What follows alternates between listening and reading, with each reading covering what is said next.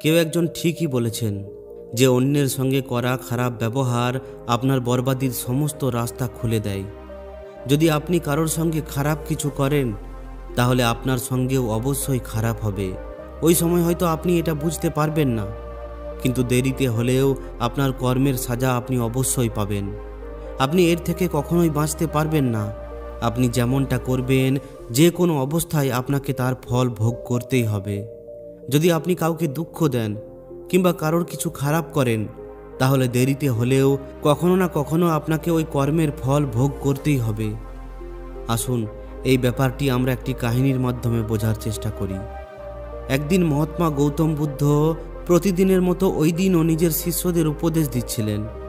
ঠিক তখনই এক শিষ্য তাকে জিজ্ঞাসা করে, হে মহাত্মা, কর্মের ফল কিভাবে পাওয়া যায়? দয়া করে আমাকে এই ব্যাপারে বোঝান। মহাত্মা গৌতম বুদ্ধ বলেন, এক সময় এক গ্রামে রাম ও শ্যাম নামের দুই ভাই থাকত। শ্যাম বেশিরভাগ সময় রামকে দেখে জ্বলত, কারণ রামের স্বভাব খুবই ভালো ছিল। কিন্তু শ্যামের স্বভাব এমন ছিল না। তার মনের মধ্যে অন্যের জন্য কোনো দয়া ছিল না। সে সবসময় অন্যের খারাপ চাইত আর তাদের ক্ষতি করার চেষ্টা করত। ধীরে ধীরে অনেকটা সময় কেটে যায়। রাম ও শ্যামের মা বাবা এই দুনিয়া ছেড়ে চলে যায়। রাম খুবই ভালোভাবে তাদের শেষকৃত্য সম্পন্ন করে। সে গ্রামের সমস্ত লোকেদের ভোজনের জন্য আমন্ত্রণ করে এবং ব্রাহ্মণদের দান দক্ষিণা দিয়ে বিদায় দেয়।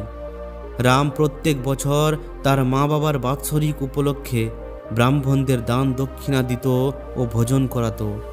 কিন্তু শ্যামের এইসব একদমই পছন্দ হতো না। সে এখনও রামের ওপর জ্বলত।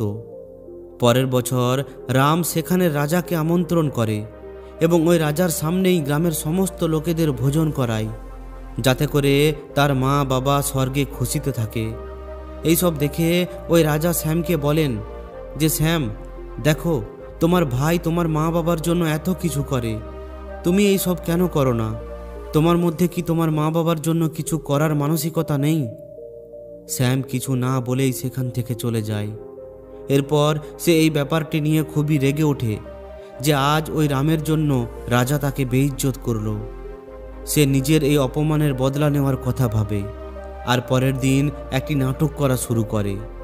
সে ওই নগরের সামনে জোরে জোরে চিৎকার করতে থাকে।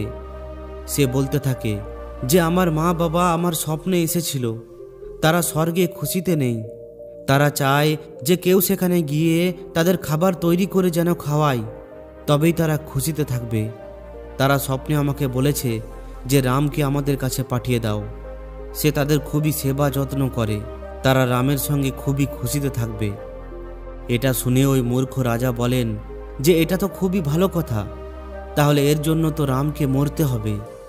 রাম সব কিছুই বুঝতে পারে যে এটা হলো তাকে ফাঁসানোর জন্য একটা চাল, কিন্তু তবুও সে বলে যে ঠিক আছে, এই বাহানায় আমি তাদের আরও বেশি সেবা করে দেখাবো।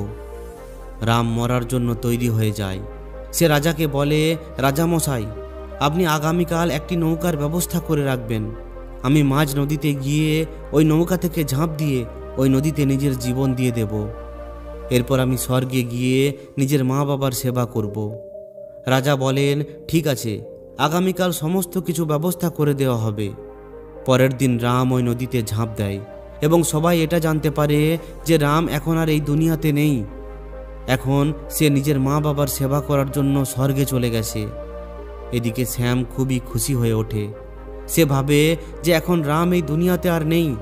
এখন যে সমস্ত জমি জমা বিষয় সম্পত্তি আছে সেগুলোর সে একাই মালিক। এরপর ধীরে ধীরে অনেকগুলো দিন কেটে যায়। একদিন হঠাৎ রামকে রাজমহলের সামনে বসে বসে জোরে জোরে চিৎকার করতে দেখা যায়। এরপর তাকে রাজার সৈন্যরা তার দরবারে নিয়ে যায়। এটা দেখে রাজা বলেন যে এই চমৎকার কিভাবে হলো?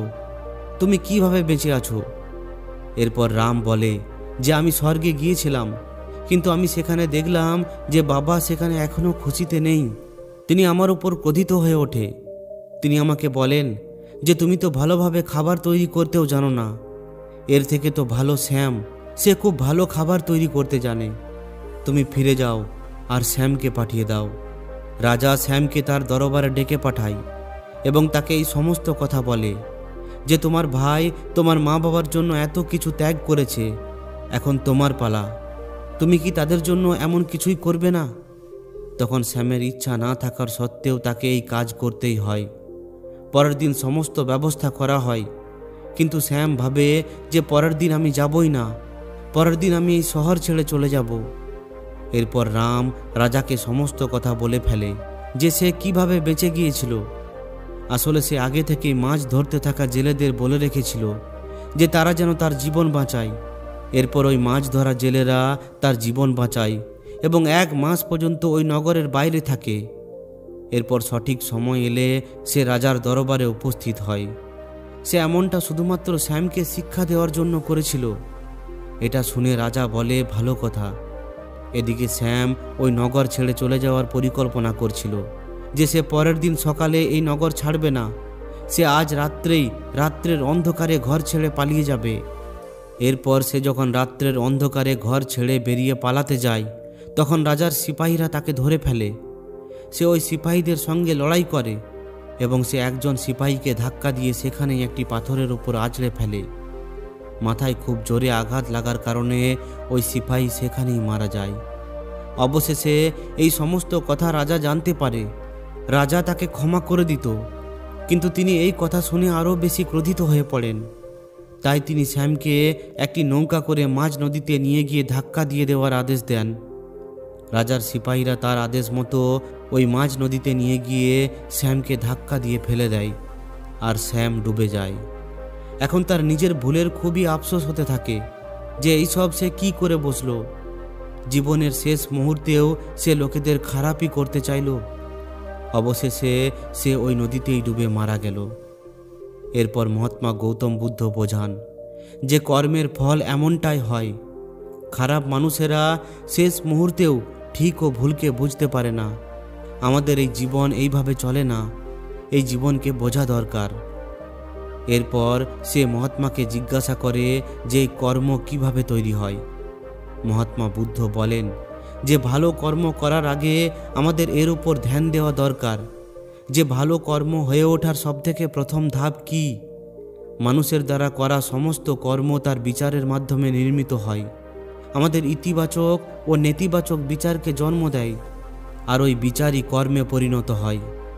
এই হিসাবে আমাদের চিন্তাভাবনা ইতিবাচক হওয়ার ফলেই ভালো কর্মের নির্ধারণ হতে পারে। সে আবার মহাত্মা বুদ্ধকে জিজ্ঞাসা করে যে পাপের ফল কখন পাওয়া যায়। মহাত্মা বুদ্ধ বলেন, পাপের ফল করে থাকা কর্মের উপর নির্ভর করে। যদি আপনার দ্বারা করা কর্ম খারাপ হয় আর সেগুলো ভালো কর্মের তুলনায় অনেক বেশি হয়, তাহলে এর ফল আপনাকে পরের জন্মেও ভোগ করতে হতে পারে। যদি খারাপ কর্ম কম হয়, তাহলে সেগুলো এই জন্মেই ভোগ করতে হবে। এইভাবেই এই চক্র চলতেই থাকে। যখন তুমি জীবনকে বোঝার চেষ্টা করো, তখন তুমি নিজেকে বুঝতে পারো। তখনই তুমি দেখতে পাবে যে এই দুনিয়ায় যে সমস্ত জীব জন্তু গাছপালা আছে, তারা সবাই তোমার সঙ্গে জড়িয়ে আছে। তাদের রক্ষা করা, তাদের ব্যাপারে ভালো ভাবা আর তাদের ভালো করাও তোমারই দায়িত্ব। যখন তুমি অন্যের জন্য ভালো করো, এর পরিবর্তে তোমার জন্য ভালো হয়। কিন্তু যখন তুমি অন্যের ক্ষতি করো, অন্যের খারাপ চাও, আর তোমার মনে হতে থাকে যে তোমার সঙ্গে খারাপ হবে না, হতে পারে ওই সময় তোমার সঙ্গে খারাপ হলো না, কিন্তু কখনো না কখনো তোমার ওই কর্মের ফল ভোগ করতেই হবে। এই জন্য এখানে তোমাকে কারোর খারাপ করার বা কারোর ক্ষতি করার অধিকার নেই। তোমার এখানে কারোর সঙ্গে খারাপ ব্যবহার করার কোনো অধিকার নেই, কারণ কর্মের ফল কখনো না কখনো তুমি পাবেই।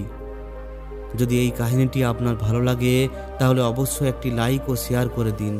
আর যদি এই ধরনেরই আরও শিক্ষামূলক ভিডিও পেতে চান, তাহলে আমাদের এই চ্যানেলটিকে অবশ্যই সাবস্ক্রাইব করে নিন। ধন্যবাদ।